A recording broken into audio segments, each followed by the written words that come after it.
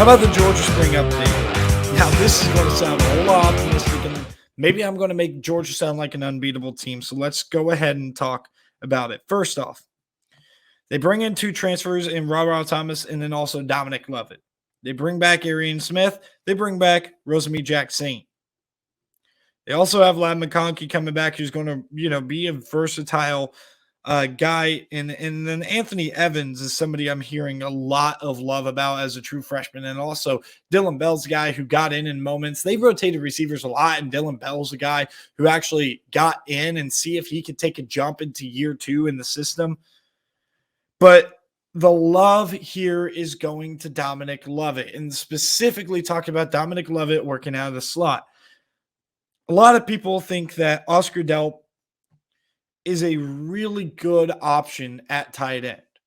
He is not as dominant and as great of a tight end as Darnell Washington was, specifically when you talk about his versatility, being a threat in the receiving game and being able to inline block. Brock Bowers is also not the best inline blocker. So what could we see here?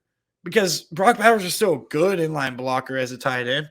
Well, I think you're going to see a lot more, specifically if there's confidence in Carson Beck as a redshirt junior, been in the program for such a long time, and even Brock Vandergriff has been there for a couple of years now. Is there confidence there with that quarterback to be able to open it up a little bit, go more 11 personnel than 12 personnel? What I am suggesting in this situation here is that Georgia is going to open it up because they do not have an option to better utilize one of their best skill position players on the entire team, Dominic Lovett. They're going to have to put him in the slot.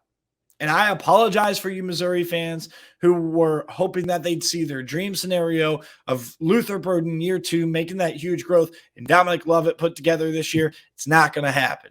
We'll talk about Missouri come another date, but this Missouri transfer, Dominic Lovett, really impacts this Georgia offense like crazy because they are very, very comfortable with a guy out of the slot, more so than Lad McConkey, by the way. Because Lad McConkey was not just a slot guy. Again, he has versatility, but he is better next to the slot, not in the slot. He's able to work from the outside, and quite honestly, again, he's better that way. When all the attention on one side of the field cannot go to him, and he's also not really able to do a whole lot against a much bigger defender that also has range and athleticism and is able to pop you over the middle. That's what happens with the slot. You got to be, nice and smooth, and that's what Dominic Lovett is.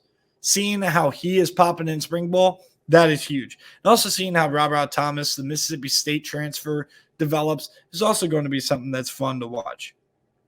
Defensive side, first off, so we know about Kendall Milton getting hurt.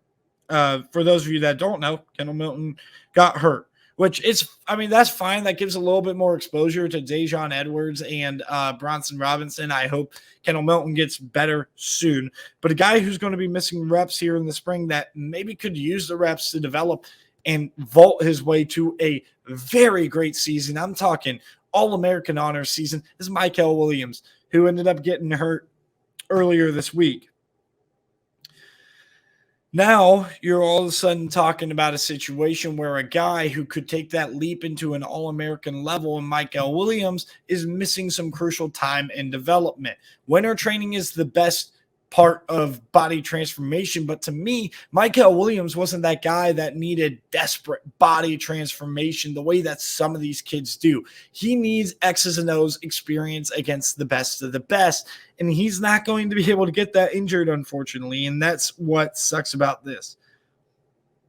Overall, though, the biggest takeaway I have for Georgia is they returned so much on this defense, and they are expecting to be dominant again on defense.